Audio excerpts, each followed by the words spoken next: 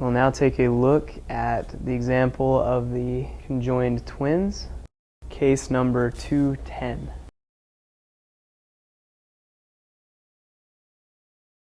Here we have an example of a medical scan taken prior to separation of conjoined twins. We can see that the twins are joined here through the abdominal and thoracic cavities.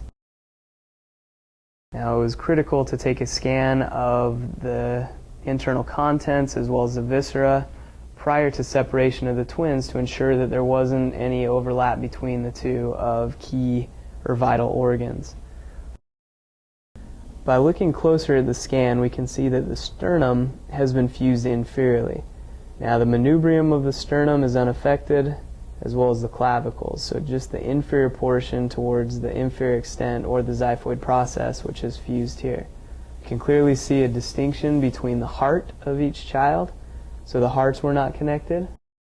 This scan does not clearly illustrate the connection between some of the structures related to respiration, potentially the diaphragm as well as the vasculature and blood supply to the diaphragm, which may have been in open communication.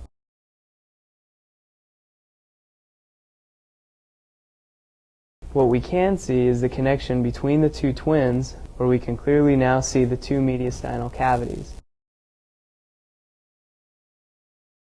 This is a communication between the portal system between the two twins.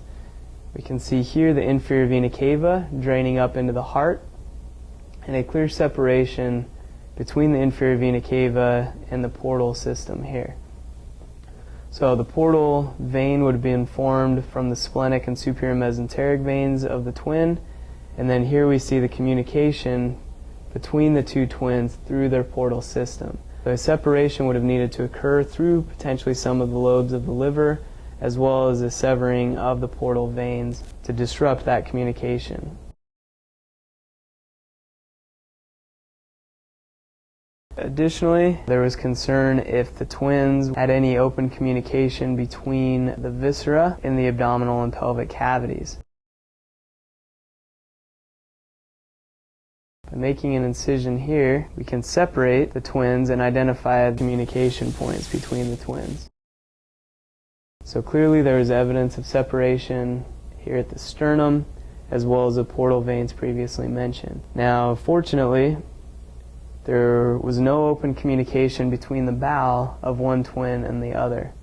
A contrast media was introduced into the intestinal system of one twin to identify if there was any communication between the large intestine of one twin or the other. And there is no evidence of this, which was fortunate, as both of them had a complete gastrointestinal tract. Other than the communication here near the thorax as well as the superior part of the abdomen, the twins had healthy, normal anatomy, and after separation, the twins have had physical therapy to retrain some of their muscular systems, as previously it was necessary to walk sideways, and now they're learning to walk forward and live normal, healthy lives.